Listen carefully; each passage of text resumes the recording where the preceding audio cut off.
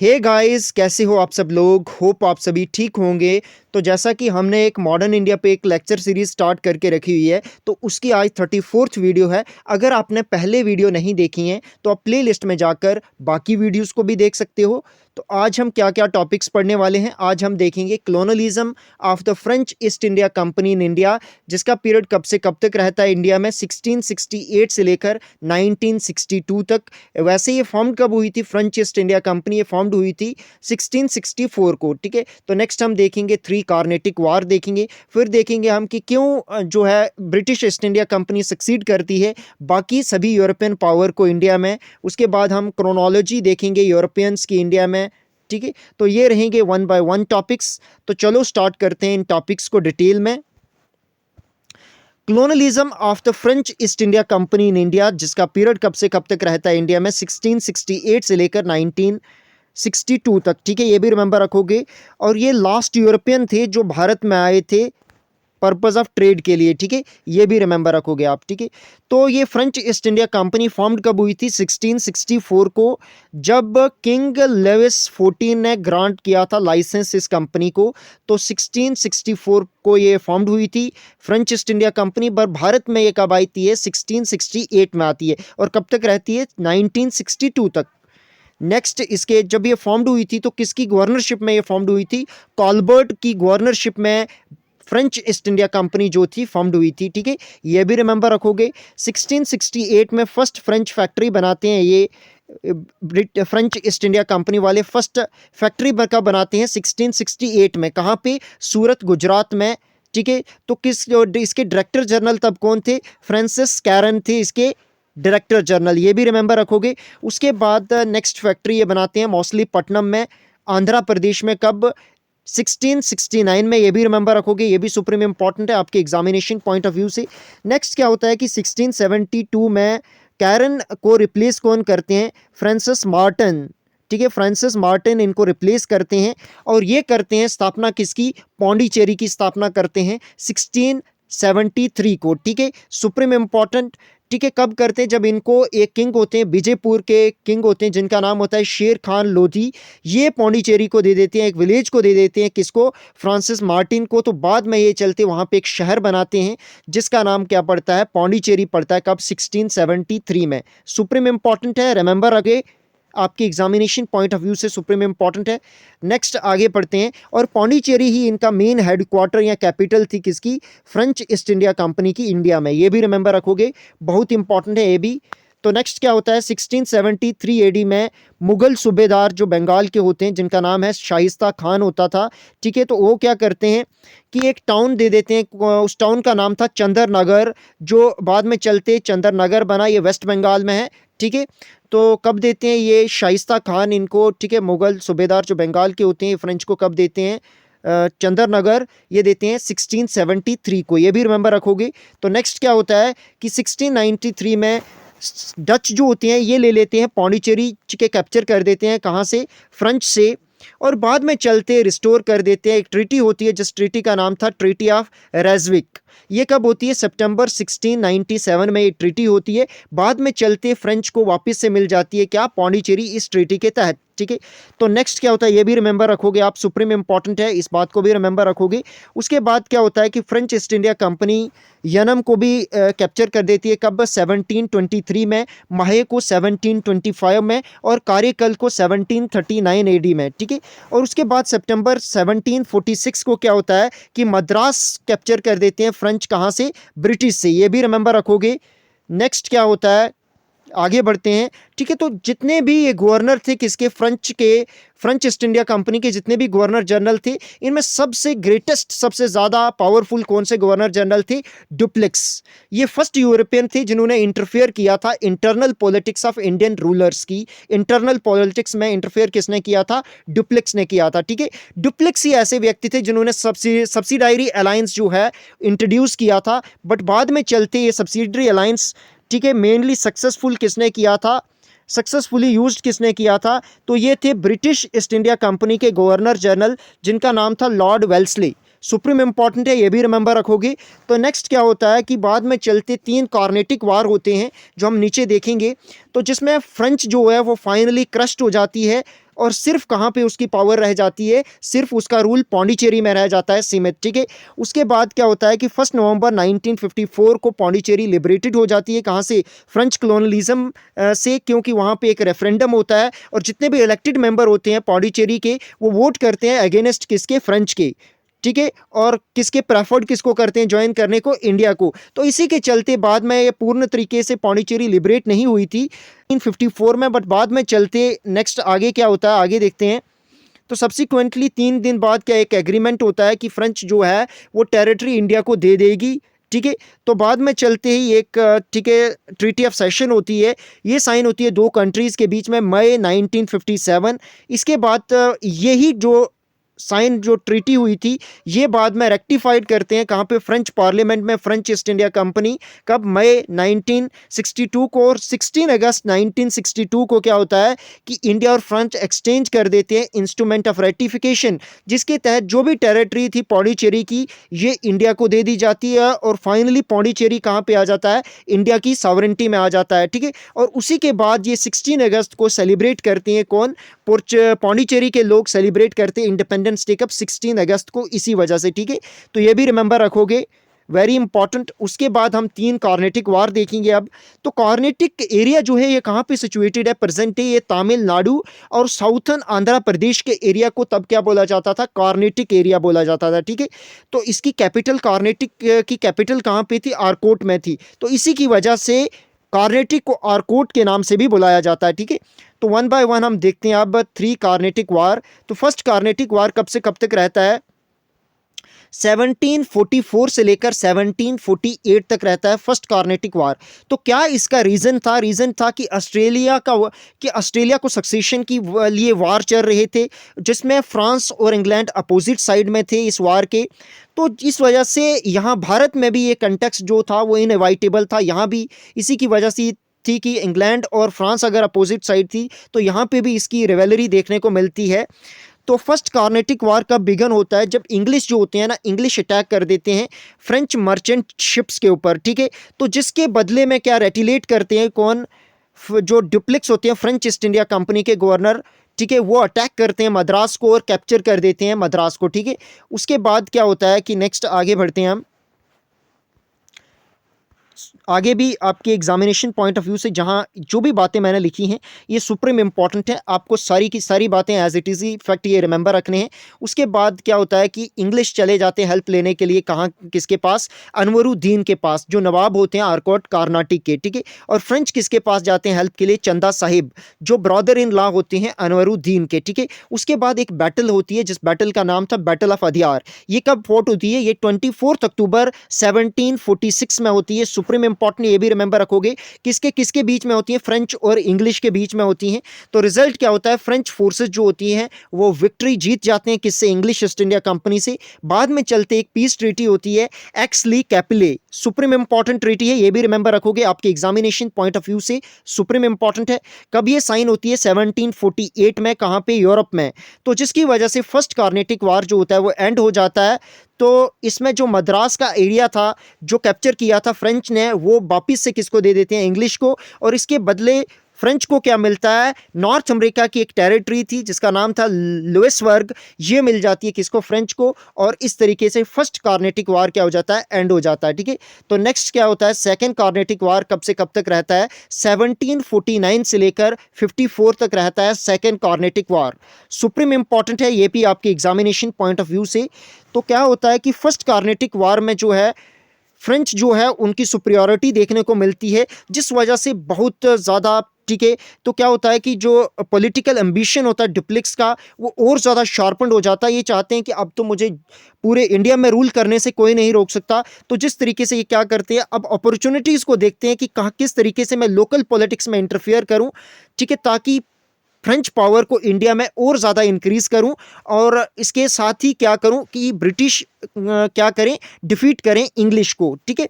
तो यही इसका एम था किसका, डुप्लेक्स का। तो बाद में चलते क्या होता है कि यही मेन काज था सेकेंड कार्नेटिक वार का। क्या था मेन काज सेकेंड कार्नेटिक वार का, कि पॉलिटिकल अनरेस्ट चल रहा था कहाँ पे, हैदराबाद और कार्नेटिक में। हैदराबाद में क्या हो रहा था कि जैसे ही डेथ होती है निज़ाम उल मुल्क की, जो फाउंडर थे किसके, इंडिपेंडेंट किंगडम ऑफ हैदराबाद, ठीक है। तो इन्होंने कब फाउंड की थी, 21 मई 1748। तो इनकी डेथ हो जाती है, कब होती है इनकी डेथ, 21 मई 1748 को इनकी डेथ हो जाती है, किसकी, निज़ाम उल मुल्क की डेथ हो जाती है। तो जिसके बाद एक डिस्प्यूट चल जाता है कि कौन अब इनका गद्दी जो है कौन संभालेगा हैदराबाद में। तो इसके डेथ के बाद ठीक है कौन आते हैं, नासिर जंग जो हैं वो सेकंड सन होते हैं किसके, इन्हीं के, निज़ाम उल मुल्क के। तो उनको गद्दी में बिठाया जाता है, बट वो सक्सीड करते हैं थ्रोन में। बट उनके साथ ही एक और जो मुजफ्फर जंग होते हैं, जो इनके मुजफ्फर ठीक है निज़ाम उल मुल्क के ग्रैंडसन होते हैं, ठीक है पोते होते हैं, वो भी बोलते हैं कि मुझे नवाब बनूं। ऊपर साइड से, दूसरी साइड से कौन बोलते हैं, नासिर जंग बोलते हैं कि मैं। तो इनके बीच में एक डिस्प्यूट चल जाता है सक्सेशन को लेकर। तो इसके बाद जो मुजफ्फर जंग है ये कहते हैं कि मुझे क्या है कि मुझे गवर्नर बनाया एम्पायर ने, कहाँ का, कार्नेटिक का। तो जिसकी वजह से ये मेरा हक बनता है कि मैं अब हैदराबाद का निज़ाम बनूंगा। देखते हैं आगे क्या होता है इसके बाद सेकंड कार्नेटिक वार में। तो कार्नेटिक रीजन में क्या होता है कि उसी टाइम क्या होता है कि चंदा साहिब जो सन इन लॉ होते हैं, दोसत अली नवाब जो कार्नेटिक के होते हैं, वो रिलीज करते हैं, कौन, मराठा उसको रिलीज करते हैं, किसको, चंदा साहिब को। अनवरुद्दीन अपॉइंट करते हैं नवाब ऑफ कार्नेटिक, उनको अपॉइंट किया जाता है, ठीक है। तो यहाँ पे क्या है कि अब चंदा साहिब भी बोल रहे थे कि मैं मुझे जो है अपॉइंट किया जाना चाहिए था नवाब। तो जिसकी वजह से कन्फ्लिक्ट होता है। तो बाद में चलते ये दोनों कन्फ्लिक्ट, चाहे वो हैदराबाद का कन्फ्लिक्ट और कार्नेटिक रीजन का कन्फ्लिक्ट, मर्ज एक कन्फ्लिक्ट में हो जाते हैं। तो डुप्लेक्स इस सिचुएशन का, इस पॉलिटिकल अनरेस्ट का फ़ायदा उठाना चाहते हैं, ठीक है। तो यही वजह थी सेकेंड कार्नेटिक वार की, ठीक है। तो डुप्लेक्स फ्रेंच की डिसाइड सपोर्ट करते हैं किसकी, फ्रेंच के बेस पे डिसाइड करते हैं और सपोर्ट करते हैं किसकी, मुजफ्फर जंग और चंदा साहिब की, जो क्लेम करेंगे थ्रोन का कहाँ पे, हैदराबाद और नवाबशिप ऑफ कार्नेटिक रिस्पेक्टिवली, ठीक है। तो उसके बाद इंग्लिश सपोर्ट किसकी करते हैं, नासिर जंग और अनवरुद्दीन की सपोर्ट करते हैं। एक बैटल होता है, बैटल ऑफ अंबोर, जो फोर्ट कब होता है, ठीक है, नियर वेलोरा, अगस्त 1749 में फोर्ट होता है, किसके बीच में, फ्रेंच और इंग्लिश के बीच में, ठीक है।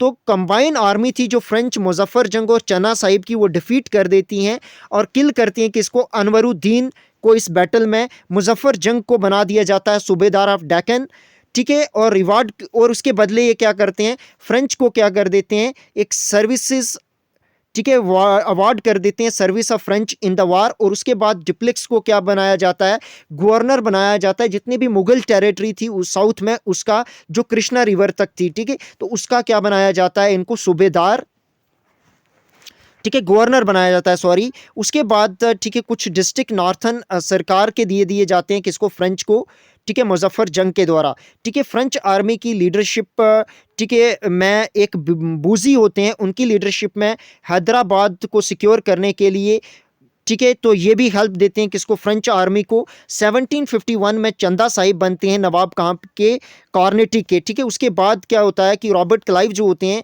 वो अफेक्टिव असिस्टेंस देने के लिए फील्ड हो जाते हैं, किसको, इंग्लिश को। तो इसके बाद क्या होता है कि मोहम्मद अली जो सन होते हैं अनवरुद्दीन को, उनको, ठीक है, रेफ्यूजी भाग जाना पड़ता है, कहाँ पे, ट्रिचोपोली में, ये प्रेजेंट तमिलनाडु में है, ठीक है। तो उसके बाद 1751 में क्या होता है कि रॉबर्ट क्लाइव जो होते हैं एक प्लान बनाते हैं और एक सरप्राइज कर देते हैं, एक अटैक कर देते हैं, कहाँ पे, आर्कोट जो कैपिटल थी कार्नेटिक की, वहाँ पे अटैक कर देते हैं। और ठीक है, उसके बाद क्या होता है कि ये बहुत अच्छे से प्लान जो होता है ये वेल कंसीव्ड होता है। ऐसे इसके चलते आर्कोट को ऑक्युपाई कर दिया जाता है, जो कार्नेटिक की कैपिटल थी। मोहम्मद अली को नवाब बना दिया जाता है, कहाँ का, कार्नेटिक, आर्कोट का।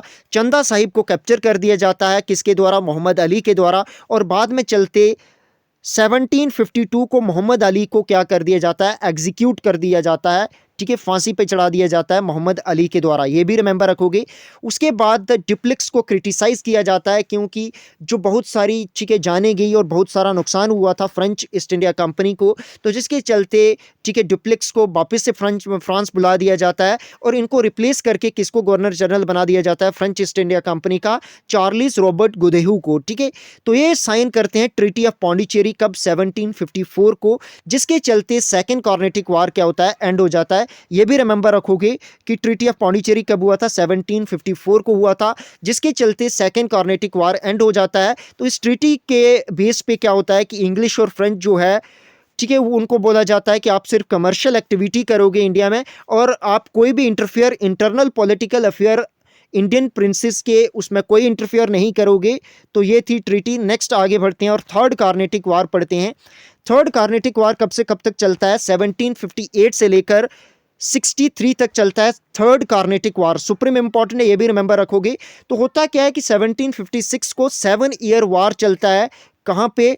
ठीक है, फ्रांस और यूरोप में फ्रांस और इंग्लैंड के बीच चलता है 7 ईयर वार, जो कब से कब तक रहता है? 1756 से लेकर 63 तक। ठीक है, तो इसी की वजह से फिर दोबारा से कार्नेटिक में वार होता है। ठीक है, तो होता क्या है कि ये शुरुआत किस तरीके से होती है कि 1758 में क्या करते हैं, जो French under count day lily ये कैप्चर कर देते हैं फोर्ट सेंट जॉर्ज और अटैक करते हैं इंग्लिश पे मद्रास को एक्वायर करने के लिए। ठीक है, बट यहाँ पे क्या होता है, ये डिफीटेड हो जाते हैं। कौन? ये काउंट डी लिली किसके अंडर में? सर आयरे कोटे, जो इंग्लिश की तरफ से रिप्रेजेंट करते हैं। और एक बैटल होती है, कहाँ पे? Battle of बंदेवाश। बंदेवाश कहाँ पे है? तमिलनाडु में। कब होती है? 1760 में। सुप्रीम इंपॉर्टेंट, ये रिमेंबर रखोगे। तो इसके चलते जो थे फ्रेंच जो हैं वो हार जाते हैं। ठीक है, वो उनको इतने ज़्यादा हार जाते हैं कि जितनी भी इंडियन पोजीशंस थी उनके पास वो ख़त्म हो जाती हैं। ठीक है, तो सिर्फ अब कहाँ पे रहता है उनका रूल? पौंडीचेरी में। ठीक है, तो हार पौंडीचेरी, इवन पौंडीचेरी से भी हार जाते हैं। बट बाद में एक ट्रीटी होती है, ट्रीटी ऑफ पेरिस होती है। ये सुप्रीम इंपॉर्टेंट है, ये रिमेंबर रखो कि कब होती है? 1763 को, जिसके तहत क्या होता है, पौंडीचेरी और चंदरनगर जो वेस्ट बंगाल का एरिया है उसको दे दिया जाता है फ्रांस को। और यही इनका, ठीक है, सिर्फ इसके बाद ट्रेडिंग एक्टिविटी इनकी यहीं तक सीमित रह जाती है। तो ये था थर्ड कार्नेटिक वार। इसके चलते जो पॉलिटिकल, ठीक है, फ्रांस जो French company east India company थी उसका जो पॉलिटिकल इन्फ्लुएंस था वो आफ्टर थर्ड कार्नेटिक वार जो है बिल्कुल तरीके से ख़त्म हो जाता है। और ये एक स्मॉल इनक्लेव्स जो सिर्फ पौंडीचेरी तक ही सीमित रह जाता है इनका रूल। ठीक है, और बाद में चलते इंग्लिश एक सुप्रीम यूरोपियन पावर बन जाती है इंडिया में। तो इसी की वजह से जो थर्ड कार्नेटिक वार था इसने एक बहुत टर्निंग पॉइंट रहा इंडियन हिस्ट्री में। इसके बाद ब्रिटिश पूरे इंडिया में, होल इंडिया में इनका कंट्रोल आ जाता है। सुप्रीम इंपॉर्टेंट, ये हमने देखे 3 कार्नेटिक वार। उसके बाद नेक्स्ट हम देखेंगे कि इंग्लिश ने क्यों सक्सीड किया था जो बाकी यूरोपियन पावर थी उनको। ठीक है, तो 1 बाय 1 इसके फैक्ट पढ़ते हैं। एक तो क्या था कि नॉवल सुपरियॉरिटी थी किसकी? ब्रिटिश ईस्ट इंडिया कंपनी की बाकियों यूरोपियन पावर के मुकाबले। ठीक है, और इंडस्ट्रियल रेवोल्यूशन आया था अर्ली 18th सेंचुरी में। कहाँ पे? यूरोप में। ठीक है, तो इंग्लैंड में, सॉरी। तो जिसकी वजह से इधर जो बड़े मॉडर्न, ठीक है, ट्रेड होने लगे। तो जिसकी वजह से चाहे ट्रेड्स है, कॉमर्स है, उसमें सुपरियॉरिटी थी किसकी? ब्रिटिश की। तो जिस वजह से ये भी एक रीज़न माना जाता है कि इसने सक्सीड किया था ब्रिटिश ईस्ट इंडिया कंपनी ने बाकी यूरोपियन पावर को। ठीक है, ये भी रिमेंबर रखोगे। उसके बाद जो ब्रिटिश ईस्ट इंडिया कंपनी थी इसके पास सुपीरियर आर्म थे, मिलिट्री स्ट्रेटजीज थी, जिस वजह से ये जो भी वार्स या बैटल्स होती थी ये जीत जाते थे बाकी यूरोपियन पावर के मुकाबले। ठीक है, तो ये भी रिमेंबर रखोगे। और इनके जो मिलिट्री डिसिप्लिन था, ठीक है, और इन जो मिलिट्री के फोर्सेस थी इनको एक रेगुलर सैलरी दी जाती थी और मिलिट्री बड़े लॉयल थे ब्रिटिश ईस्ट इंडिया कंपनी को। तो जिसके चलते इसने, ठीक है, बाकी जो बाकी यूरोपियन पावर थी उनको सक्सीड किया था किसने? ब्रिटिश ईस्ट इंडिया कंपनी ने। ठीक है, और क्वालिटी लीडरशिप भी प्रोवाइड कर रहे थे कौन? ब्रिटिश ईस्ट इंडिया कंपनी के लोग। जिस वजह से क्या हुआ कि ये एक ऑर्गेनाइज हो सके, तो जिसकी वजह से इसने सक्सीड किया था बाकी यूरोपियन पावर को। ठीक है, ये भी रिमेंबर रखोगे। उसके बाद स्ट्रांग फाइनेंशियल बैकअप। कभी भी अगर कोई वार में या कहीं और कोई इमरजेंसी सिचुएशन होती थी तो ब्रिटिशर्स को क्या होता था? इमरजेंसी फाइनेंशियल बैकअप मिल जाता था, तो जिसकी वजह से बाकी यूरोपियन पावर के मुकाबले ये ज़्यादा सक्सीड कर रही थी। ठीक है, उसके बाद की जो इंडियन प्रिंसेस थे या इंडियन रूलर्स थे उनमें कोई नेशनल प्राइड या यूनिटी नहीं थी, वो आपस में ही लड़ते रहते थे। तो ये भी एक वजह थी जिस वजह से जो ब्रिटिश ईस्ट इंडिया कंपनी थी उसने सक्सीड किया था बाकी पावरों को। ठीक है, और ये क्या कर रही थी, जो बाकी यूरोपियन पावर थी वो क्या कर रहे थे? रिलीजियस मैटर में इंटरफियर कर रहे थे। बट ये जो ब्रिटिश ईस्ट इंडिया कंपनी थी ये रिलीजियस मैटर में इंटरफेयर नहीं करते थे, तो जिस वजह से लोगों का सपोर्ट भी इनको मिला, जिस वजह से इन्होंने रूल किया। बाकी जो यूरोपियन पावर थी उनको सक्सीड किया किसने? ब्रिटिश ईस्ट इंडिया कंपनी ने। ठीक है, उसके बाद जो फ्रेंच कंपनीज थी या बाकी कंपनीज थी, पर्टिकुलरली जो फ्रेंच कंपनी थी ये ऑन्ड किसने करी हुई थी? ये एक गवर्नमेंट कंपनी थी। ठीक है, तो जिस वजह गवर्नमेंट कभी भी वार नहीं चाहती, गवर्नमेंट पीस चाहती है और आस्ता आस्ता ये करप्ट हो चुकी थी as comparison to British company जो थी, एक प्राइवेट इंटरप्राइजेस थी, वो सेल्फ रिलायंस चाहती, जब मर्जी का जो चाहते वो कर सकते थे, उनको किसी की कोई सिग्नेचर की कोई ज़रूरत नहीं होती थी, तो जिस वजह से ये ज़्यादा पावरफुल हो गई as comparison to other European powers. ठीक है, तो ये रिमेंबर रखोगे सब पॉइंट। आपके स्टेटमेंट वाइज क्वेश्चन जब आते हैं आपके अच्छे अच्छे एग्जामिनेशन में, तो ऐसे क्वेश्चन देखने को मिलते हैं, तो इसलिए मैंने ये भी इनकैलकुलेट कर दिया है। तो नेक्स्ट क्या आपको पढ़ना है कि क्रोनोलॉजी आपको पता होना चाहिए किसकी, यूरोपियंस की इंडिया में। ठीक है, कि किस तरीके से पहले कौन आए, एक सीक्वेंस वाइज आपको पता होना चाहिए। तो पोर्चुगीज कॉलोनियलिज्म इंडिया में कब आए थे, 1498 से लेकर 1961 तक इनका रूल रहता है, पोर्चुगीज कॉलोनियलिज्म इंडिया में रहता है। ठीक है, उसके बाद आप देखोगे ब्रिटिश, हमने पढ़ा क्या, British English colonialism in India 1600 से 1857 तक रहता है। उसके बाद डायरेक्ट अंडर किसके, इंग्लिश ब्रिटेन क्राउन के अंडर आ जाता है इंडिया।